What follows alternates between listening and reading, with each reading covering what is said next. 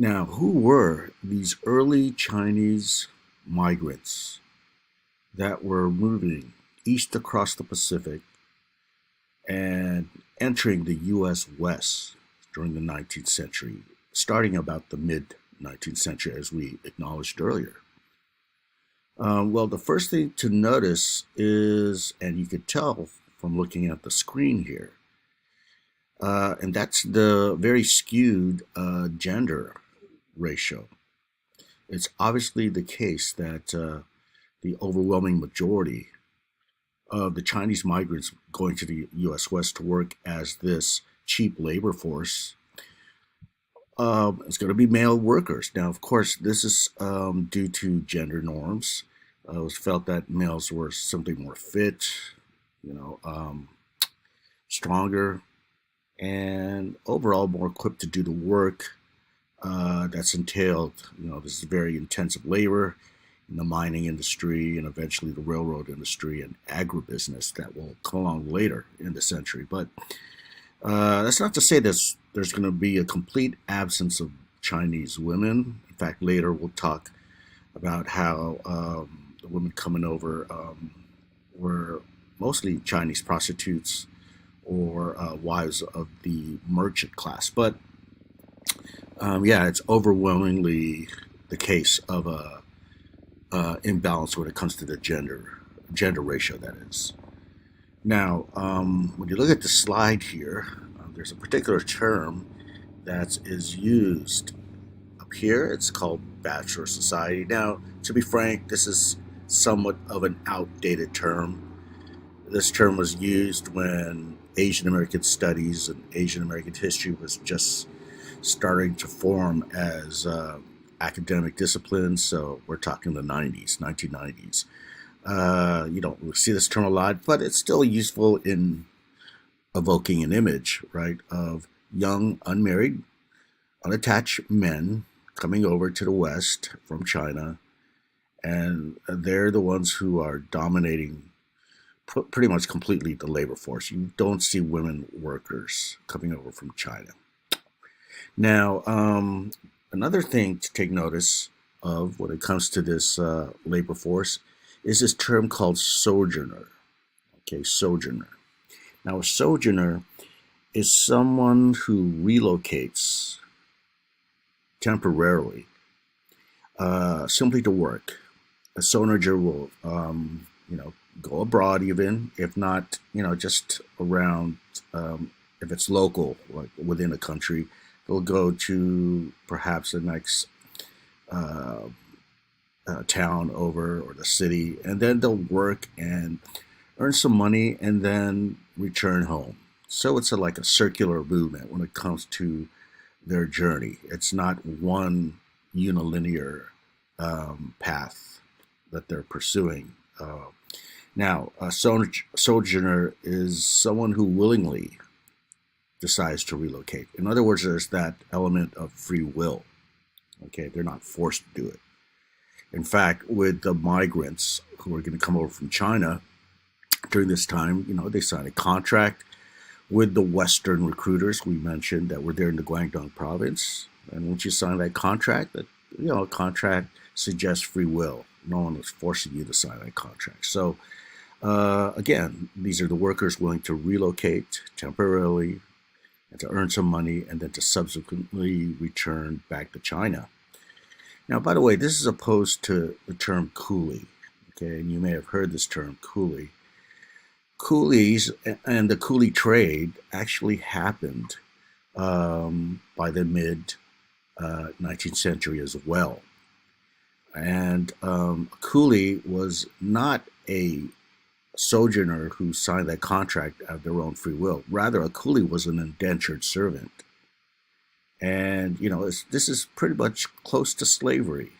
They're going against their own free will. It's not a decision they made. And they're not a contract labor force, needless to say. So you do see the coolie trade legalized in China during the 19th century again. But the reason why I'm talking about this now That is that the Chinese going to the U.S. are not coolies. Okay, that should be obvious. But the reason why I'm discussing this now, the reason why it's important to note, is that as we're going to see, the Chinese in the West are going to be driven out. They're going to be purged from the West Coast. And one of the propaganda images that are going to be used against the Chinese is that they're all coolies, even though they're not coolies.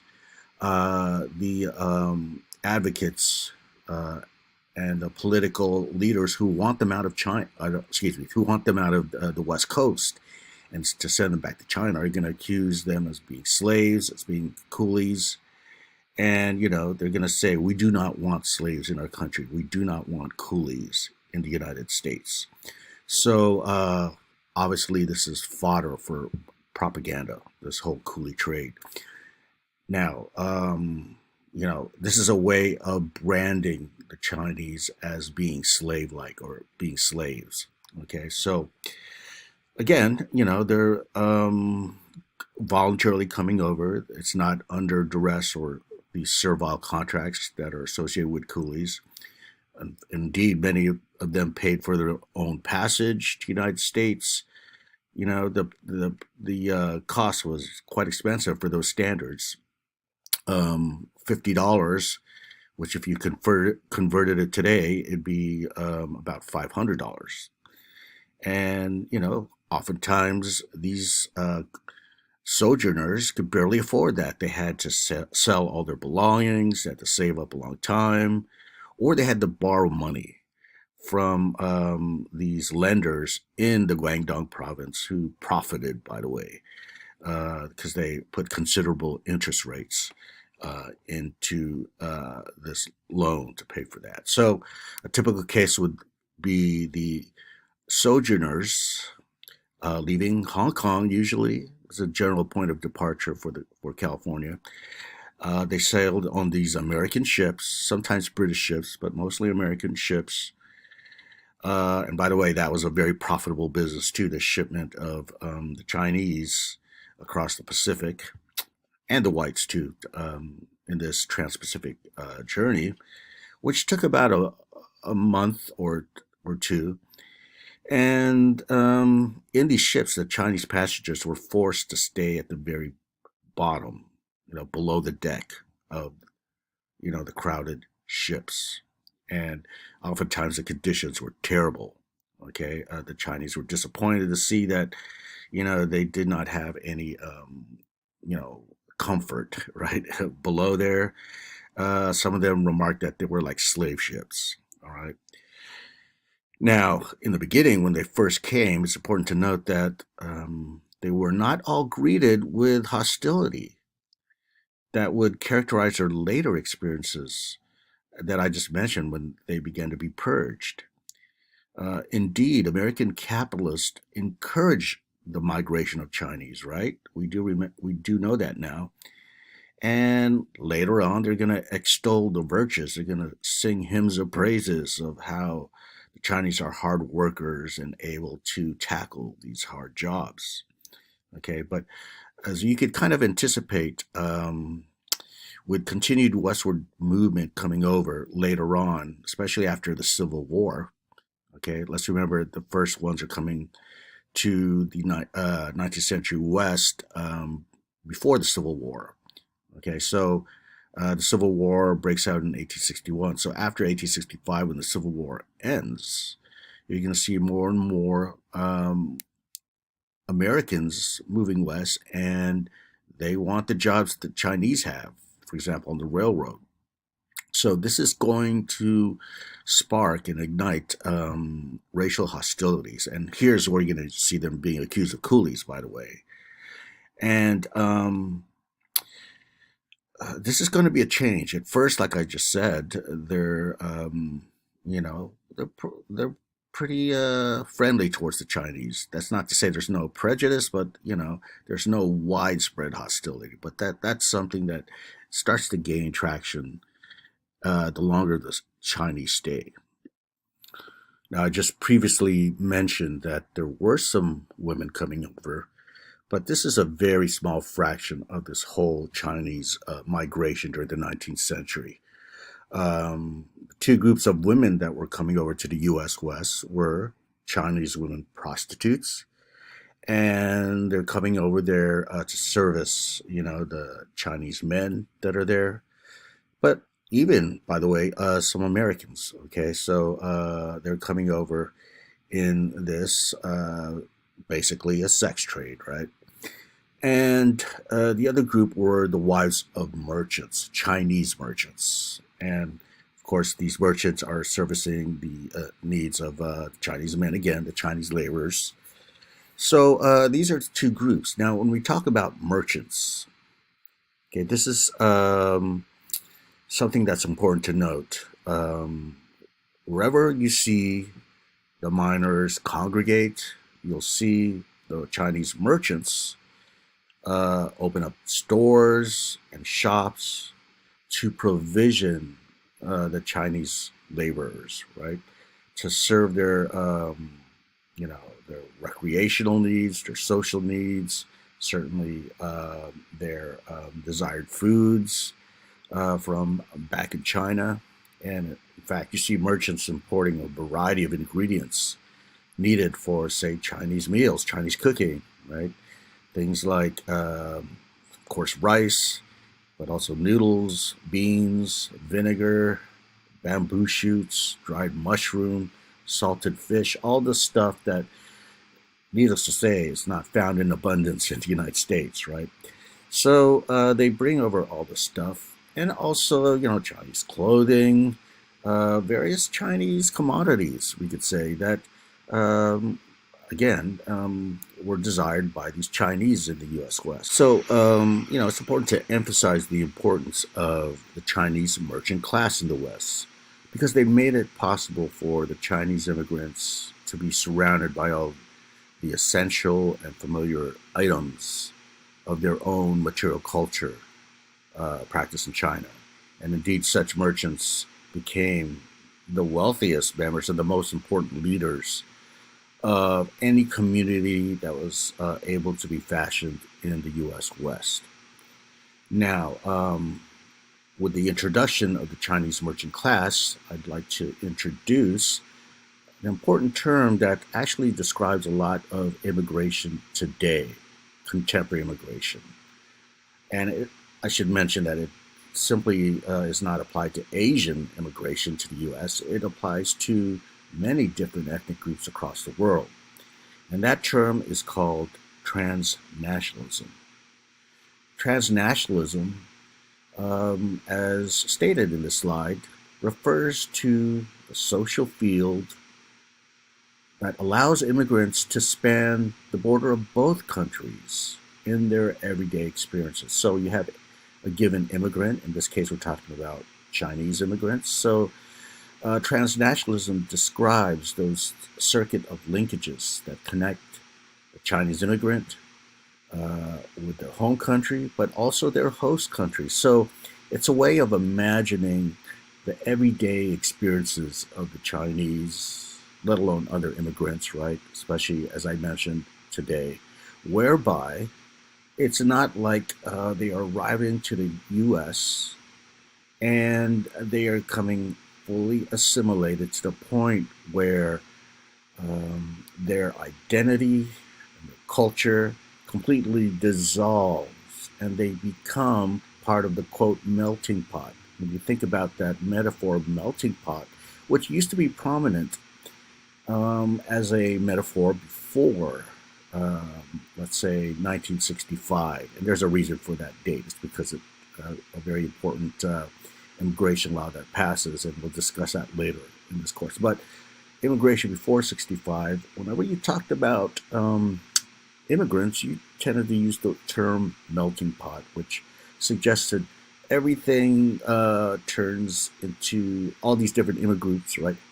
They all their original identities and cultural affiliations and all that stuff, it melts away, right? And everyone becomes American. They become fully assimilated. Now, transnationalism as a way to look at immigration argues that that really doesn't happen, that both the original country and the host country are still linked together, not geographically, of course, right, but in terms of the immigrants' everyday experiences. Okay, so that's what it means when it says, it allows immigrants to span the border of both countries in their everyday experience. So, what are some examples of this? What allows an immigrant, let's say today, to have experiences in their everyday life whereby, it's not just fully American, nor is it fully their original home country? Well, here's some that are, you know, kind of specific to Asians here. But if you're familiar with the grocery store H Mart, which is a giant, grocery store for Asian products and commodities, well, ethnic grocery stores like this, it's almost like you're walking in Korea, right? In a Korean grocery store, it's as if, you're in Korea, but you're not. You're in the United States, right? Or even, turning on your TV and your cable, like Cox Cable, is providing, let's say, Filipino cable channels or cable channels from India that allows you to experience India or the Philippines, right, as you watch TV. Or even things as simple as sending remittances or, money back home to your family and helping them out, right? So you can see it's bridging both worlds. It's like this dual incorporation into both countries. Now, needless to say, this is enabled because of technology. It becomes heightened transnationalism, the transnational experience.